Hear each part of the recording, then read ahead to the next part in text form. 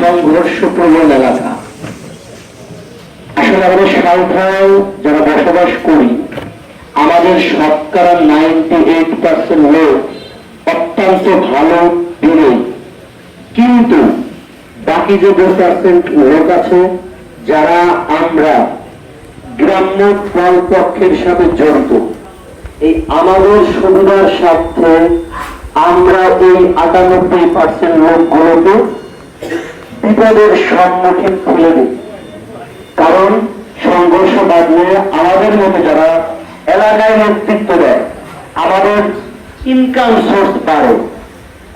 কারণ এই থানায় টাকা দিতে হবে, কোর্টে টাকা দিতে হবে, এলাকার কৃষক, শ্রমিক, দিনমজুর যারা ভ্যান চালায়, গাড়ি চালায়, তাদের কাছ থেকে আমাদের এই চাঁদা নিয়ে মাতব্বরদের পকেটে ঢুকাই, এবং এটা দিয়েই অনেক মাতব্বর তারা তাদের জীবিকা নির্বাহ করে।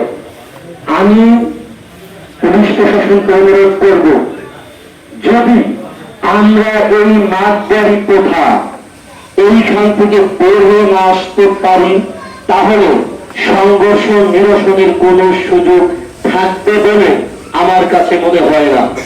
কারণ আমরা যতদিন পর্যন্ত মাতব্বরি প্রথায় সাথে সম্পৃক্ত থাকবো, এরকমের হয় আমাদের সাঁওতালনগর কান্দায় একজন সংঘর্ষে জড়াইতে চায় না, কিন্তু সে দেখা যায় গ্রাম্য কোনো মাতব্বরের দল পক্ষে বসবাস করে, দেখা যায় যে পরের দিন তার বাড়িতেই নিজের দলের মধ্যেই তার বাড়ি ঘরে হামলা করা হচ্ছে, যার কারণে বাধ্য হয়ে এই সাধারণ নিরীহ লোকজন মাতব্বরদের প্রথার উপরে ভিত্তি করে এক ভাই আর এক ভাইয়ের বাড়ি ঘরে হামলা করতেছে। আমরা এর থেকে বের হয়ে আসতে চাই। আমরা সাধারণ জনগণ চাই কোন মাতব্বরের কথা আমরা শুনবো না, নিজেদের ভালো নিজেরা বুঝবো।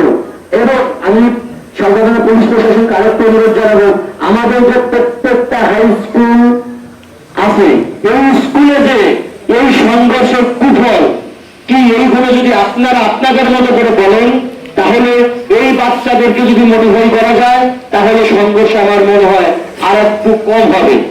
তবে আমি আজকে অবাক হলাম যে আমাদের মাঝার দিয়ে যখন এই জায়গায় সংঘর্ষ হয়, আমরা দেখি অনেক সময় ছবি তুলি, ভিডিও করি যে অনেক ঢাল সড়কি নিয়ে আমরা সংঘর্ষে লিপ্ত হই। কিন্তু আজকে মাদারদিয়াবাসী এবং পুলিশ প্রশাসনের সহযোগিতায় যে সুন্দর একটি অনুষ্ঠানের আয়োজন করেছে, এই অনুষ্ঠানের যে ঢাল সড়কি বা যে হাতিয়ার গুলো জমা করেছে, আমার মনে হয় এই যে হাতিয়ার গুলো জমা হচ্ছে, এইগুলোর একটাও কার্যকর না, একটাও হাতিয়ার কার্যকর না। তবে আপনাদের প্রতি অনুরোধ, মাদারদিয়াবাসীর প্রতি অনুরোধ, এখনো সময় আছে, আপনারা যে হাতিয়ার দিয়ে সংঘর্ষে লিপ্ত হন, আপনারা সেই হাতিয়ার গুলো এইখানে জমা দেন। আপনারা ভালো থাকবেন, আপনাদের ছেলে মেয়েরা ভালো থাকবে, পুলিশ প্রশাসন আপনাদেরকে সহযোগিতা করবে। আমরা সাংবাদিক সমাজ সবসময় আপনাদের পাশে থাকবো। আপনাদের উপরে যদি কেউ অন্যায় অত্যাচার করে, আমরা আমাদের লেখনির মাধ্যমে সেই সব লোকদের মুখোশ আমরা উন্মোচন করব। এই কথা আমি সাঁওতাল প্রেস ক্লাবের সেক্রেটারি হিসাবে এখানে আপনাদেরকে ওয়াদা করে গেলাম। আপনারা সকলেই ভালো থাকবেন, আপনারা সকলেই সুস্থ থাকবেন এবং সংঘর্ষ পরিহার করবেন, এই বলে আমি আমার বক্তব্য শেষ করছি। আল্লাহ হাফেজ।